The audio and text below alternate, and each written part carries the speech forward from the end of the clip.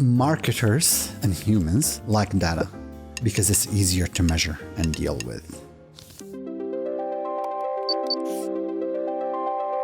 It's a lot harder to deal with user research compared to data. As a result, a good number of marketers want to learn how to do JavaScript. A good number of marketers want to spend their time in analytics. A good number of marketers want to learn how to code. And I have very strong opinions about that. I love data, but at the same time, I always tell our marketers, it's fine. I can get a developer to do this code and their code is going to be so much more beautiful than any code that you write as a marketer. And this is the case for 99% of the marketers. Give me the human analysis because that is what matters the most to me. Data can fail you and you can have problems when it comes to data. I always think the very first thing that you need to do as you're looking at data, you want to ask a fundamental question, and you should do it in regular intervals, at least once a year. And that question is the data accurate? Very critical question, so critical and so basic that sometimes we skip asking it. Nothing worse than relying on data for 2-3 months and somebody says, actually, well, the data is inaccurate. We've known about this problem for a while, but we just never got to fixing it. That just kills the discussion. Other thing that you want to think about, there's inputs and then there's outputs when it comes to data. Whenever you're doing data analysis, you need to come to the data and you need to come to it with questions. You should not come to it with preconceived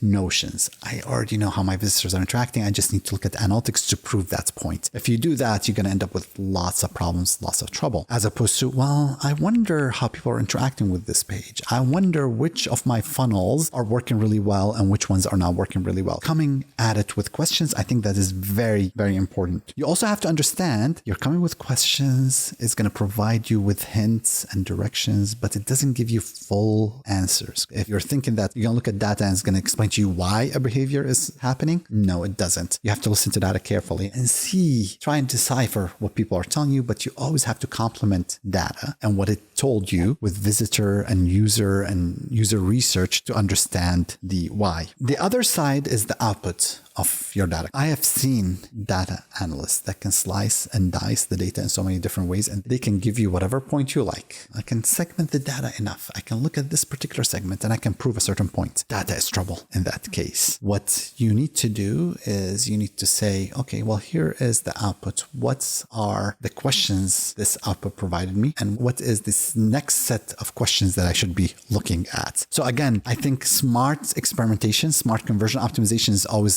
starts with very smart questions and ends up with even smarter or more amazing questions. And then finally, it is very critical to understand when it comes to data. It's always about what are the actionable insights from that data. Volumes and volumes of data is a pain. Actionable data, on the other hand, absolutely love it. Sometimes people run experimentation and then they look at the result of the experiment and they're like, well, let's go ahead and segment those results. Let's see for this particular experiment how our top 10 different traffic sources, how they performed. Google Organic has performed really well. People come from Google Paid didn't do also well. Email is great. Facebook is not so great. I love this analysis, but I'm always asking the question, so what? Oh, well, we know this. I'm like, okay, well, what are the actionable insights? Because you've tested, you have a winner. What do we do? Where they're like, okay, well, for people coming from Google, we're going to show them this variation. And for people coming from Facebook, we're going to show them this variation. And people coming from email, we're going to show them a third variation. Great. So that's going to help us improve conversions. So now for this particular page, we try to personalize it based on where people are coming from. So now we're running a second experiment. We're adding more complexity because now we have other different segmentation. And by the third or fourth experiment that you're running in segmentation, your CTO or your technical team are looking at you and like, what? Now we have 17 different versions of the page based on the offer that we're doing. Not very useful. There's some software that can help you do that, but most companies don't benefit from that. To finish the point, data is a very critical component. You should use it. You should just come at it correctly. I'm always fascinated by data. I spend quite a bit of time looking at data. I spend a lot of time in analytics, whether it's Google Analytics or Amplitude or Heap. Those are kind of the 3 different platforms that I find myself spending the most time. As fascinated as I am with data, I'm always using it to say, you know what, this is an interesting behavior. Let's do some user research on top of that to find out more insights.